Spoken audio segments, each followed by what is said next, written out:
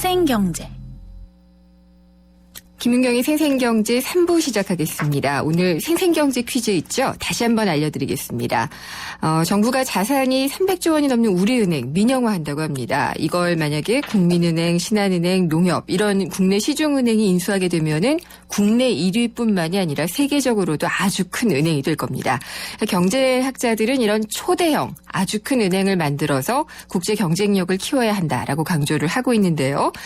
그래도 또 이렇게 독점을 하게 되면은 경쟁이 사라져서 고객들이 손해다 이런 우려도 없진 않습니다. 이런 초대형 은행을 무엇이라고 할까요?가 문제였고요. 보기 드리겠습니다. 1번 한국은행, 2번 뮤직뱅크, 3번 메가뱅크. 세 개 중에서 정답을 골라서 보내주시면은 맞춰주신 분들을 선정을 해서 오늘 경제신간에서 소개를 해드린 팀 하푸드에 져서 당신이 경제학자라면을 보내드리도록 하겠습니다. 정답은요 아직 늦지 않았습니다. 오늘 방송 끝내는 오후 5시까지 짧은 문자는 50원, 긴 문자는 100원이 부과되는 휴대전화 우물정에 0945번으로 보내주시면 됩니다. 보기 다시 한번 드릴까요? 1번 한국은행, 2번 뮤직뱅크, 3번 메가뱅크입니다. 문자 휴대전화 우물정에 0945번으로 보내주시고요. 잠시 후에 3, 4부는 금요기획으로 이어가도록 하겠습니다. 주제는요. 유전자 변형 작물 GMO 표시 강화 논란입니다. 궁금한 점이나 의견이 있으시면요. 정답과 함께 문자 샵에 0945로 보내주십시오. 저는 광고 듣고 돌아오겠습니다. 3385님이 보내주셨네요. 히어로빠 카스라이트 모델이잖아요. 카스라이트 한 박스만 보내주세요. 뿌잉뿌잉. 자, 노래 띄워드립니다. 안 돼. 다 내 거야. 칼로리를 33% 내린 맛있는 맥주. 카스라이트.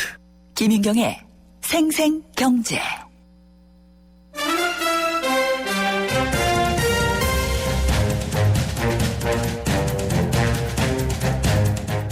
네, 오늘 금요기획 주제는 유전자 변형 작물 GMO 완전 표시제 논란입니다.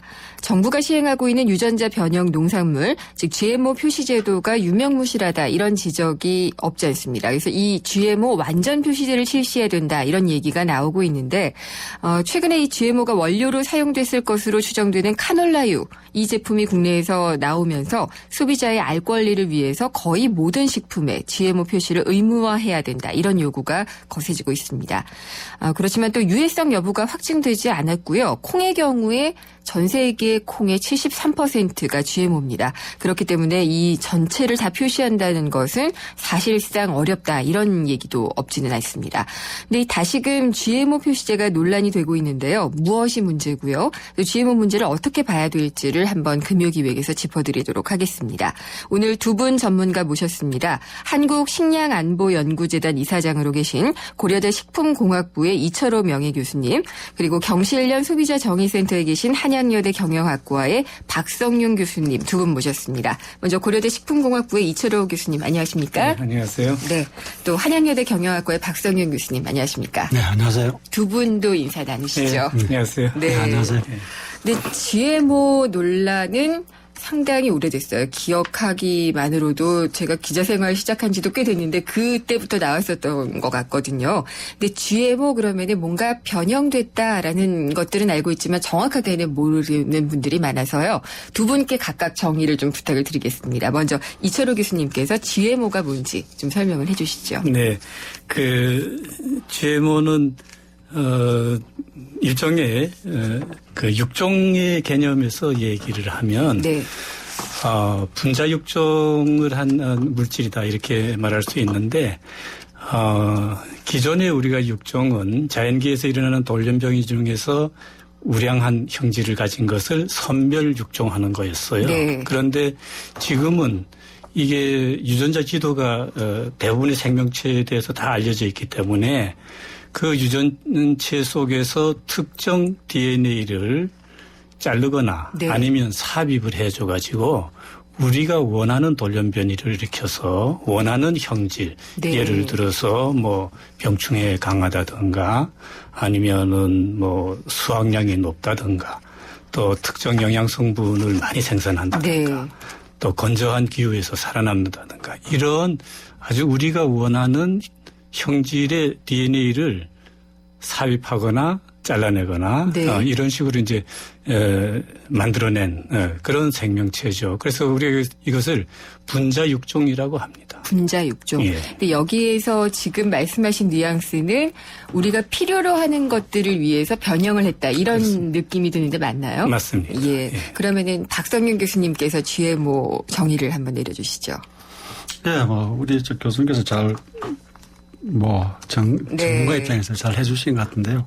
한마디로 요약해서 말하면, 제모라고 하는 것은 자연적으로 발생하지 않는 유전적 형질을 네. 인위적으로 변형을 시키는 방법 등을 이용을 해가지고 생산한 생물체. 네. 이렇게 정의를 할 수가 있을 것 같습니다.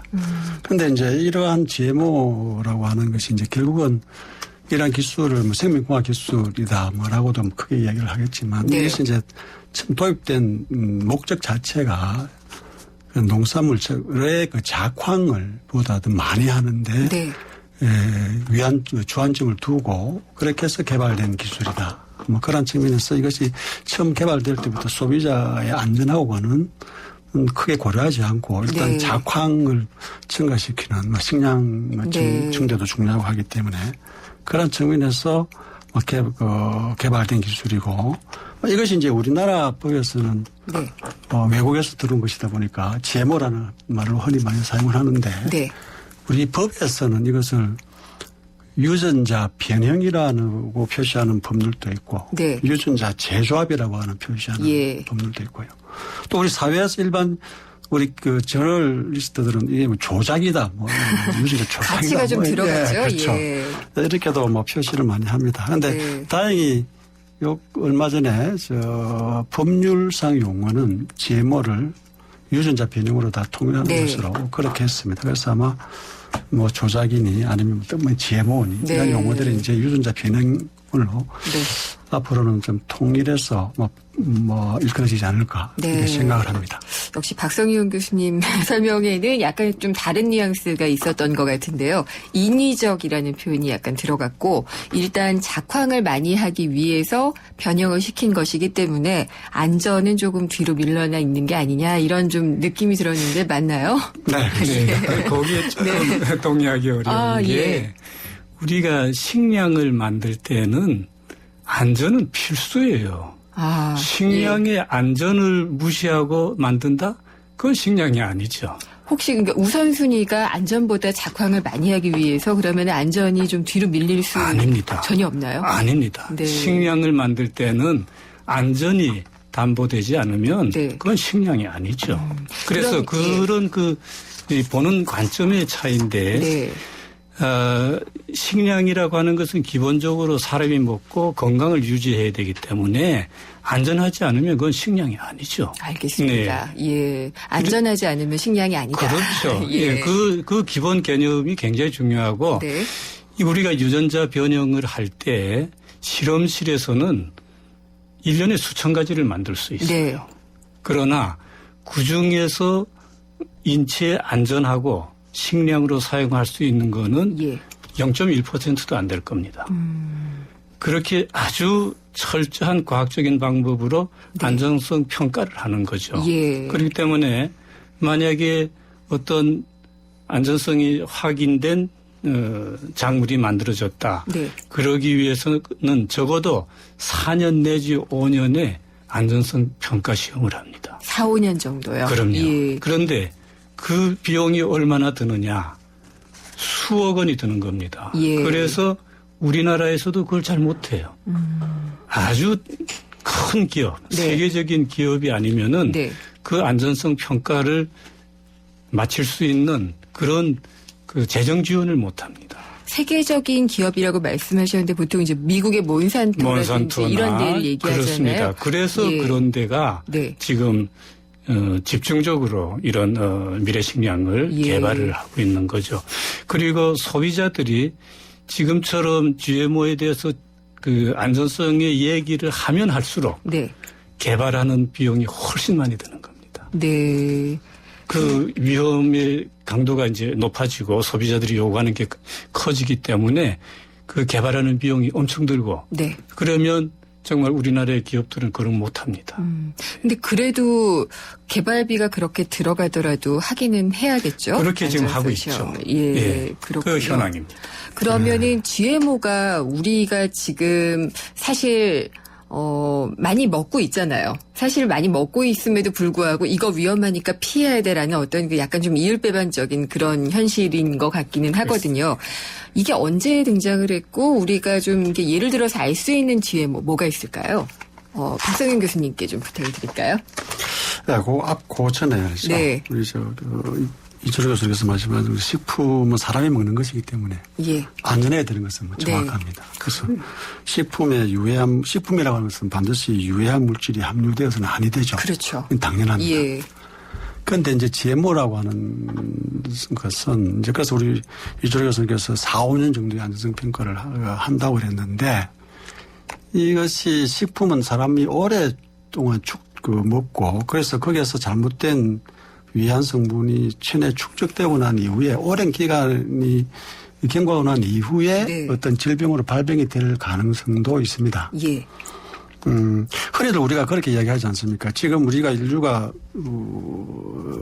지금 여러 가지 분야에서는 과학기술이 굉장히 많이 발달되어 있는데 먹는 식품 분야만큼은 그 과학기술이 그렇게 발달되어 있지 않았어요. 아, 그런가요? 예. 예. 굉장히 다른 교통이라든지 무슨 통신이라든지 네. 굉장히 많이 발달했지 않습니까? 예, 그런데 이제 새롭게 개발된 GMO라고 하는 이것에 대한 안전성 문제는 이것이 사람이 먹고 축적하는데 4, 5년 정도 내에 네. 어떤 잘못된 부작용이 나타날 가능성이 많지 않다는 거죠. 그럼 얼마나 더 그렇죠. 실험을 이제 이것이 해봐야 이제 될까요? 예. 시간이 오랫동안 해결될 수 있으면 좋은데, 예, 그렇죠. 그래서 우리가 사람이 한 평생을 한 50년 정도 평균 수명 70년 정도라고 한다면 네. 어릴 때부터 그걸 먹는다고 한다면 예. 70년 이내에는 부작용이 나타나지 않는다고 한다면 네. 일단은 처음으로 문제가 되겠죠. 그렇지만 최소한도 이것이 한 4, 5년 정도의 이러한 기간에만 네. 거쳐서 이것이 하는 것은 좀 네. 안전성을 보장하는 데 예. 문제가 있지 않느냐. 예, 이런 거기에 대한 생각이 좀 답변을 듭니다. 예, 이철호 예. 교수님께서 예. 우리가 요즘은 그 실험실에서 쓰는 왜 하얀 쥐 있잖아요. 네. 실험 동물 이런 거를 철저하게 이 통제된 공간 안에서 키웁니다. 네. 그런데 그 사료로 쓰는 것이 전부 GMO입니다. 네. 콩이나 옥수수나 이런 것들이. 그런데 지금 GMO가 상업화된 것이 한 18년 됐거든요. 네.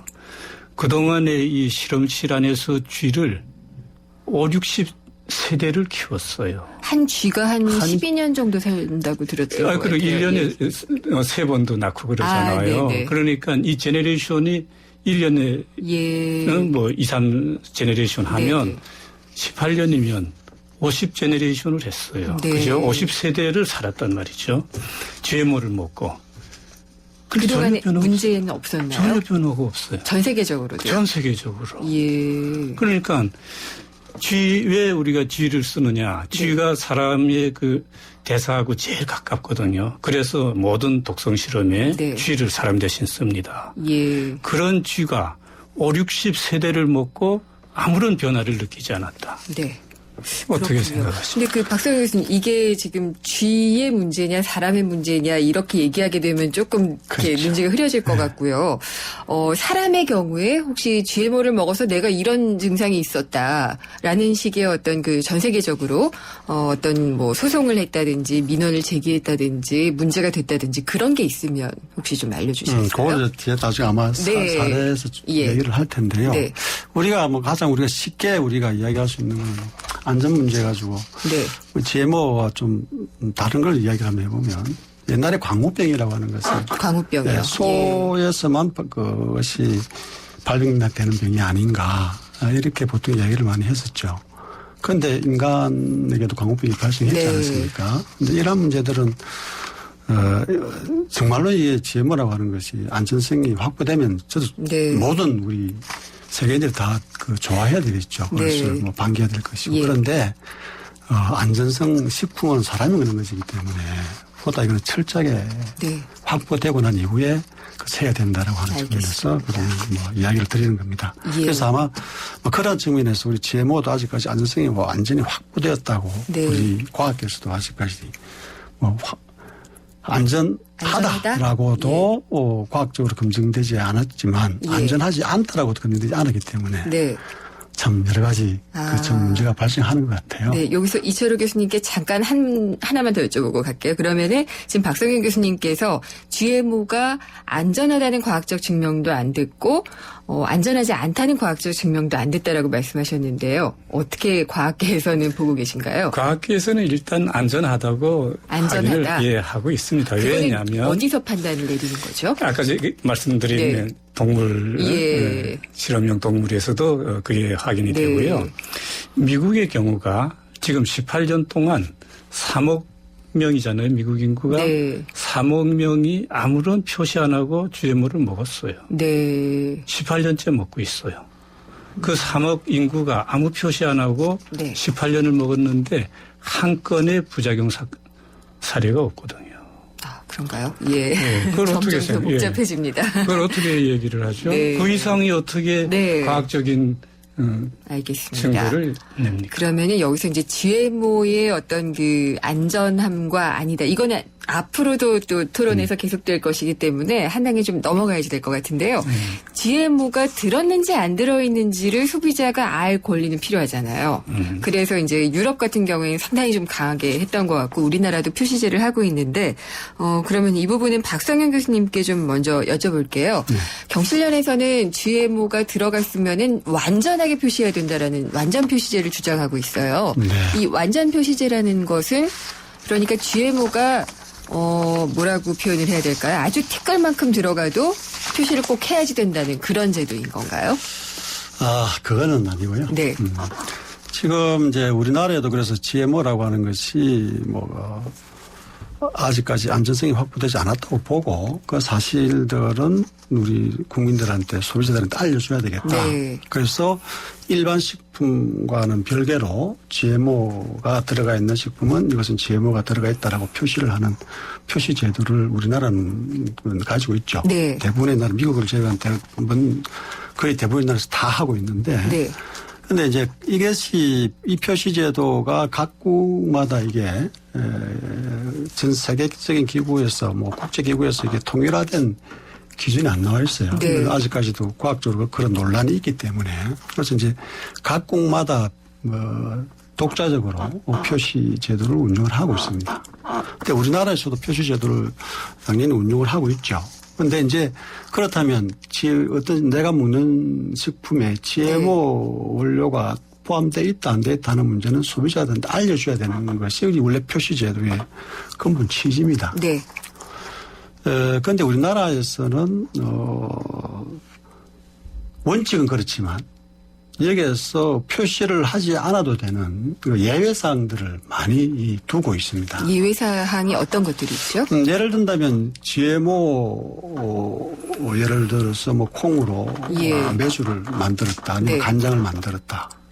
그런데 그 간장을 검사를 해봤더니 여기에서 뭐 GMO 네. 관련 그 단백질이라든지 유전자가 안 나왔다. 그렇게 하면 표시 대상에서 제외됩니다. 네. 그래서 얼마 전에 우리 그 시민단체에서 많이 이야기를 했지만 여러 가지 가공식품들에서 네. 다 지금 표시가 거의 안 돼 있다라고 이야기한 이유가 바로 그런 문제가 있죠.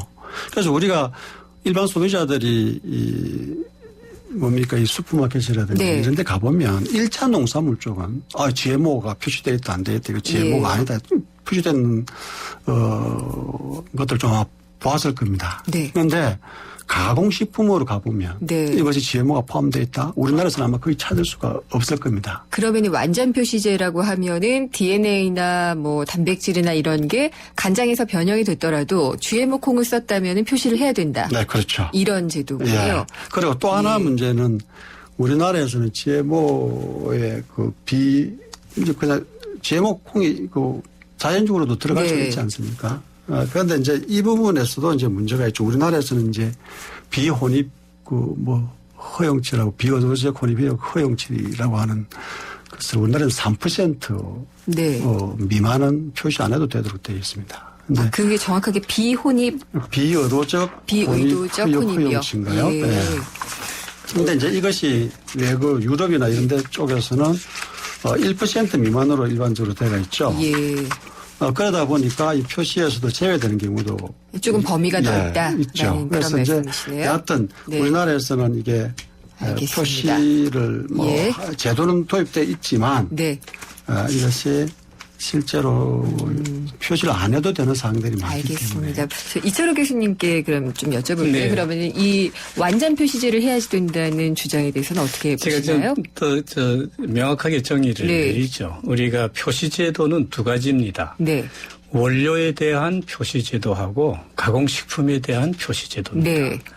원료에 대한 표시제도는 농림부가 책임을 지고 있고 비의도적 혼입량을 3%로 하고 있어요. 네. 그런데 우리가 지금 유전 GMO로 허가를 받은 예. 것이 콩, 옥수수, 카놀라, 면화 이런 것들이거든요. 그래서 이런 것들에 대해서는 수입을 할 때 비의도적 혼입치 3%가 넘는 것은 전부 표시하도록 돼 있죠. 네, 근데 예. 지금 아마 박성일 교수님께서는 그걸 유럽 쪽은 1%까지로 좀 좁혀서 하고 있으니까. 그 3%가 어떻게 네. 정해졌느냐. 예. 사실은 유럽의 1%는 외국의 농산물을 받아들이지 않겠다는 기준입니다. 1%라고 하는 예. 것은 거의 불가능해요. 왜냐하면 미국에서 지금 생산되는 콩이나 옥수수의 90%가 GMO입니다. 네. 그중에 10%밖에 안 되는 거를 창고라든가 엘리베이터라든가 선박을 통해서 수송을 하려면 네. GMO가 들었던 다 그런 걸 통해서 오거든요. 네. 그러면 거기에서 혼입이 됩니다. 예. GMO들이 일본이 5%로 정했어요. 네. 비의도적 혼입량을. 예. 일본은 어떻게 했느냐.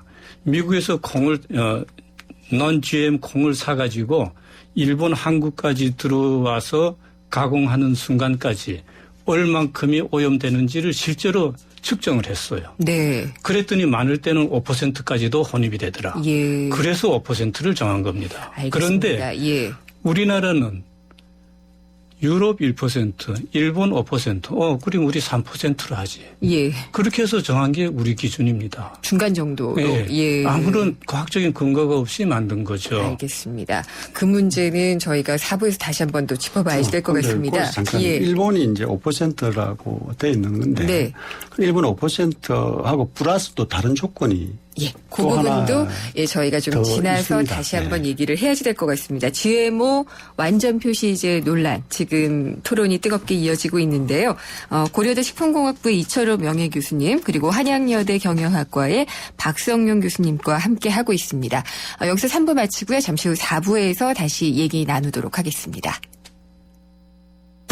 우리 아이 수학 성적이요? 걱정 없죠. 그럼 수학 실력은 어떨까요? 지금 아이의 수학을 진단하세요. 정확한 진단과 처방이 진짜 수학 성적을 만듭니다. 스스로 수학. 8월까지 2과목 이상 신청하시면 스스로 펜을 드립니다. 한국가스안전공사가 전하는 해피체크 캠페인. 오늘은 가스안전지킴이 김병만 씨에게 부탄캔 폭발사고 예방법에 대해 들어보겠습니다. 네, 최근에 일어나는 부탄캔 폭발 사고의 원인을 보면 사용자 취급 부주의입니다. 그중에서도 가스가 잘 나오지 않는다고 부탄캔을 가열하거나 화기 가까이에 두었다가 폭발하는 사고로 주의하셔야겠습니다. 네, 부탄캔의 올바른 사용을 습관화해야겠네요. 그렇습니다. 또한 과대불판을 사용하거나 석쇠에 호일을 감아 사용하는 것은 폭발 사고로 직결되므로 꼭 주의하셔야 안전합니다. 이 캠페인은 산업통상자원부와 한국가스안전공사가 함께합니다. YTN 사이언스 지식 강연 프로그램 팝콘. 수학과 과학, 뉴테크놀로지, 창업에 관한 모든 것을 알려드립니다.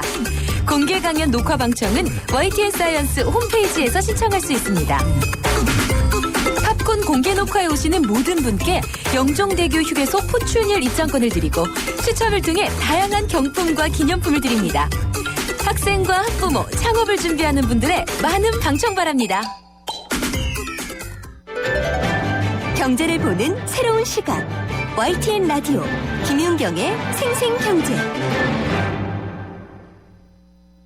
우리 집 통신 대표 번호 101.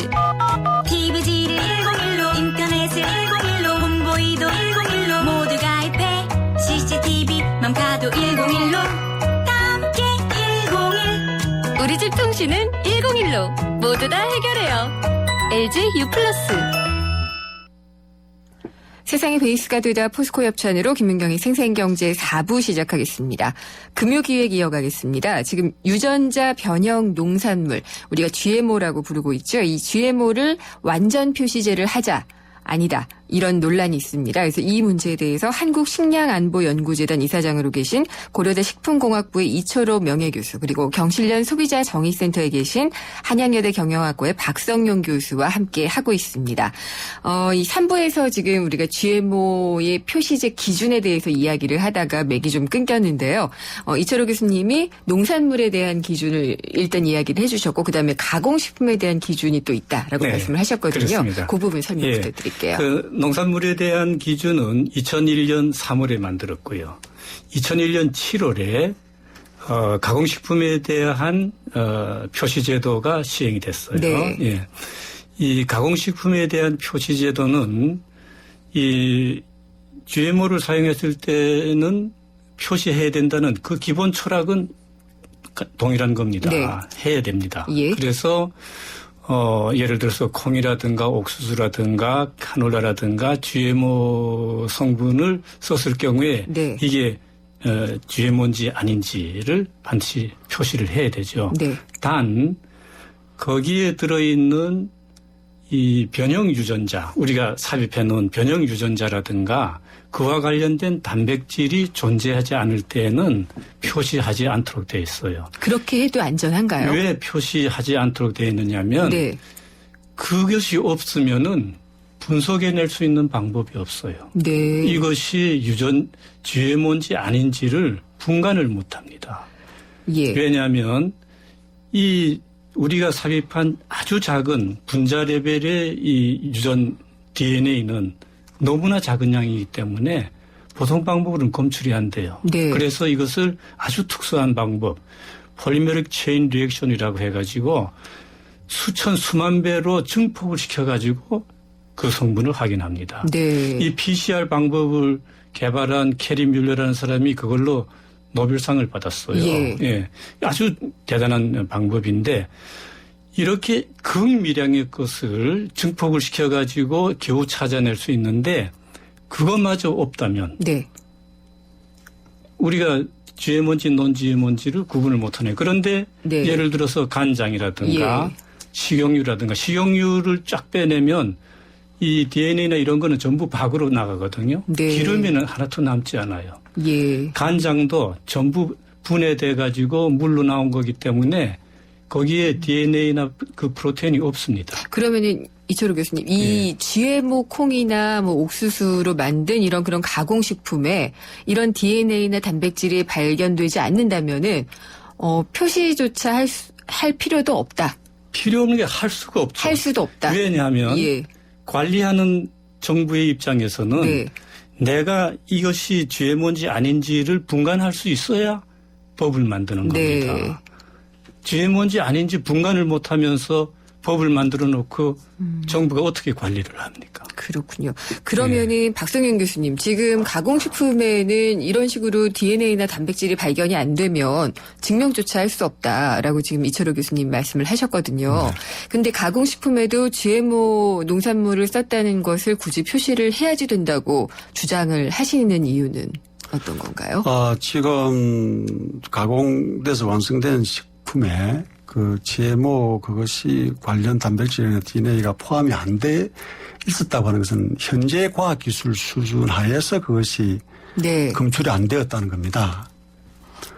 그래서 그런데 지금 우리가 현재 과학기술 수준이 완벽하다 네. 이렇게 이야기할 수는 없죠. 우리가 예전에 뭐 사례들을 많이 보면 그 당시에는 과학기술 수준으로서는 네. 알 수 없었지만 이후에 발생하는 여러 가지 사건들이 많이 있지 않습니까?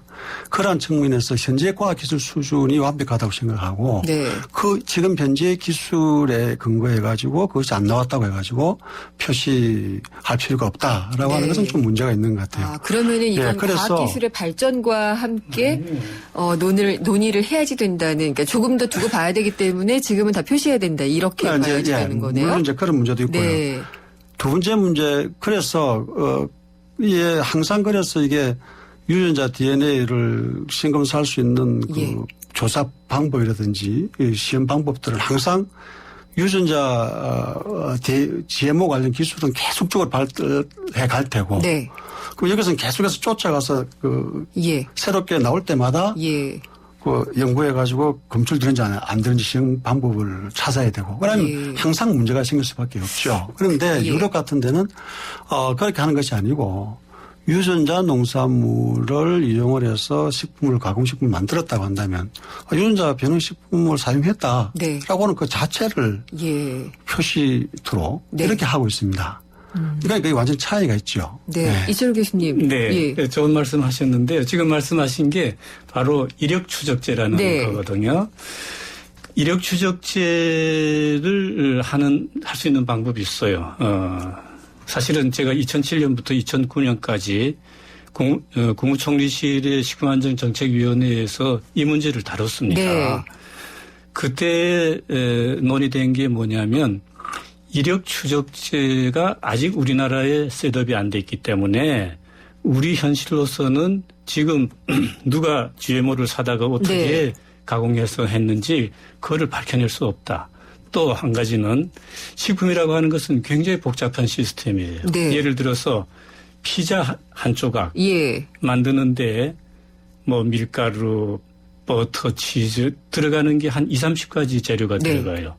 그 재료가 요즘 대부분 수입을 하기 때문에 한 7, 8개 나라에서 수입을 합니다. 그걸 전부 일일이 유전자 변형 물질이 있는지 네. 각 나라에서 확인받고 선진국에서는 그래도 나라가 해주는 예. 것은 믿음직하지만 아프리카나 이런 네. 개발도상국에서는 믿을 수 없거든요. 예. 우리가 가서 전부 확인해야 돼요. 만약에 이걸 다 확인해서 이력 추적을 마친 네. 이 피자를 팔려면 지금 가격의 2배는 더 받아야 될 겁니다. 근데 그게 가격의 문제냐 그러면은 또 가격의 문제가 아니라 안전의 문제다 또 이렇게 얘기할 수 있잖아요. 예. 그러나 하여튼 우리가 경제적인 측면에서 네. 보면 그래서 실제로 이 이력 추적을 한다고 하는 것이 말은 그럴싸한데 네. 그걸 실현하기가 대단히 어렵습니다. 지금 미국이나 예. 유럽 같은 데서 이력 추적을 한다고 하는데 네. 그들 나라도 유제품이나 육제품에 대해서 자기 나라 안에서 생산하는 네. 거기에 대해서 주로 이력 추적을 하고 있지 여러 나라에서 수입하는 것에 대한 이력 추적은 못하고 있어요. 아, 그런가요?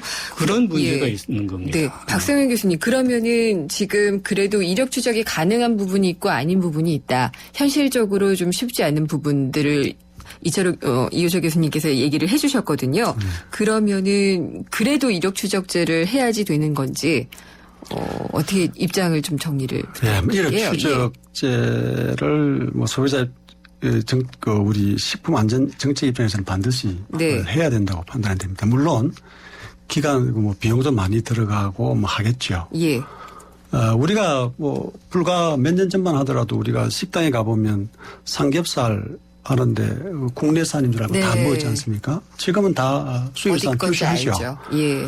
우리 소비자들 잘 아실지 모르겠는데 우리나라에서 지금 삼겹살 전체 소비량 중에서 반이 수입산입니다. 그렇다면 예전에는 우리는 그걸 모르고 그냥 식당에서 다 먹었다는 얘기거든요. 근데 우리가 보통 GMO 관련 수입되는 국가들이 일반적으로 다 선진국들이고 네. 미국 이것들도 수출하는 국가들이 다 농업 선진국들입니다. 그럼 이제 그런 쪽에서 이제 들어오는 농산물을 여기서 수입해 와서 네. 이걸 가지고 제조 가공을 하는데 네. 여기에서는 특별하게 많은 그 나라 국가들의 그것을 좀 믿을 수도 있고요. 네. 그래서 정부가 의지만 있다면 충분히 할 수 있지 않겠는가 하는 뭐 그런 생각이 들고요. 또 하나 문제는 물론 이제 이렇게 하게 되면 비용은 뭐 늘어날 수밖에 없겠죠. 그런데 이제 이렇게 비용이 늘어난다 하더라도 네. 이제 이 표시제도 자체가 이게 도입된 것이 이게 GMO가 안전하다 안전하지 않다라고 하는 예. 그런 논쟁을 떠나서 표시를 해주고 네. 그에 대한 선택권을 소비자한테 맡기자는 겁니다. 네. 그렇기 때문에 GMO와 뭐 표시를 하고 난 다음에 가격 차이가 많이 나면 어떤 사람들은 뭐 거기에 대해서 판단을 해서 네. 비육됨이 편익을 생각해서 이쪽을 구입할 수도 있고 예. 건강을 굉장히 중요시하는 사람들 특히 내 몸이 아프다라든지 특히 어린아이들이라든지 네. 이런 쪽은 뭐 비용보다 뭐 이거보다도 뭐 비용보다도 오히려 이것을 또 구입할 수도 있고요. 그래서 네.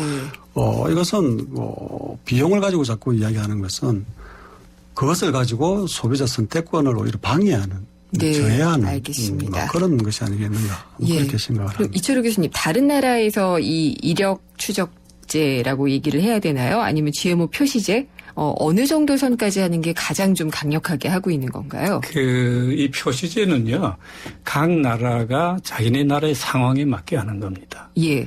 예를 들어서 GMO를 생산하는 나라 미국은 그거를 적극적으로 생산해서 세계 시장에 팔아야 되기 때문에 표시 안 하고 전 국민을 먹게 하는 거예요. 아직도 표시가 전혀 안 되나요?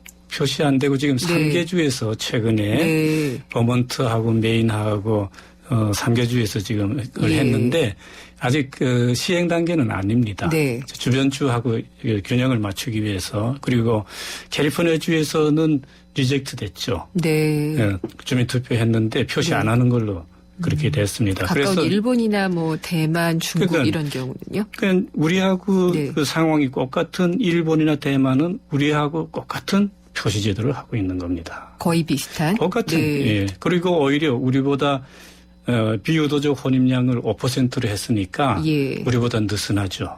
가공식품에 대해서도 기준이 비슷한가요? 비슷합니다. 예. 오히려 우리가 사용 양에 대해서 5순위까지 네. 우리는 규정을 하고 있는데 네. 일본은 3순위까지만 하고 있어요. 그렇군요. 그러니까 각국의 정부는 지금 보면은 현실적인 어떤 그런 제도를 택하고 있는 것 같은데 그렇죠. 소비자들의 측면에서 생각을 하면은 이 문제가 있지 않을까라는 걱정이 있기 때문에 자꾸 또 기준이 강화됐으면 하는 바람은 있는 것 같아요.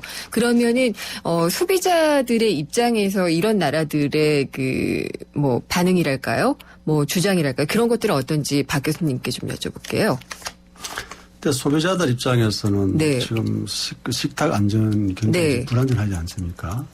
그래서 뭐 설문조사 자료에도 보면 GMO 관련 내용은 반드시 표시를 해달라라고 하는 그 자료들이 굉장히 많이 나와 있습니다. 많이 나와 있다는 거는 전 세계적으로 아니 우리나라에서. 예. 그래서 이것이 이제 결국은 우리 이철호 교수님도 말씀하셨지만 네. GMO가 이제 국제적으로 많이 이제 교육이 이루어지고 네. 이러면 결국은 그 나라 국익 차원에서 예.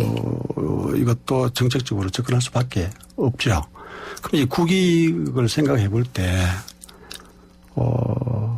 국익 여러 가지 요소들이 많겠죠. 네. 그런데 그 나라 국민들의 식생활 안전을 확보하는 것이 가장 중요한 것이 아니겠는가. 네. 그렇게 생각을 합니다. 그래서 우리가 보통 식품 안전 정책을 할 때 크게 뭐 요소들이 크게 세 가지 요소가 있죠. 네. 과학적 근거 원칙에 의해서 해야 되고 그 다음에 생산에서부터 식탁까지 일관되게 관리하는 네. 그 원칙이 또 두 번째 원칙이고요. 네.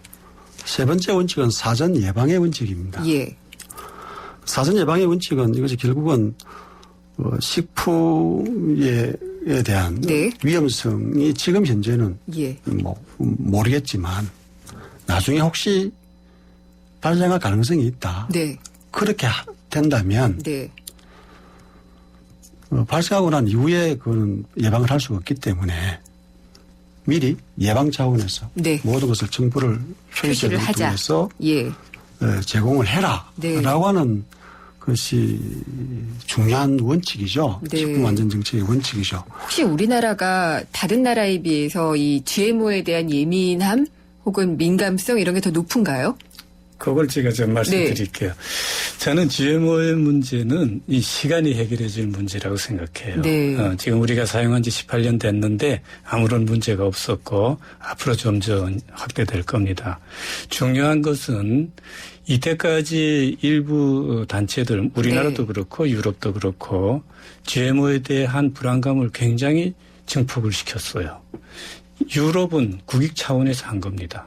네. 외국의 값싼 농산물을 막기 위해서. 네. 그랬다가 최근에 지금 이것이 잘못됐다는 걸 인식하고 많은 그 친환경 운동자들이 지금 자세를 바꾸고 있거든요. 자기가 네. 잘못했다고. 대표적인 것이 그 영국의 마크 라이너스 같은 사람은 대표적인 그 환경운동가고 GMO 반대론자인데 네. 이 사람이 그 영국에서 자기가 GMO 반대 운동한 것은 대단히 잘못한 일이라고 공개 사과를 했어요. 그렇게 됐나요? 저는 예. 이런 용기가 필요하다고 생각합니다.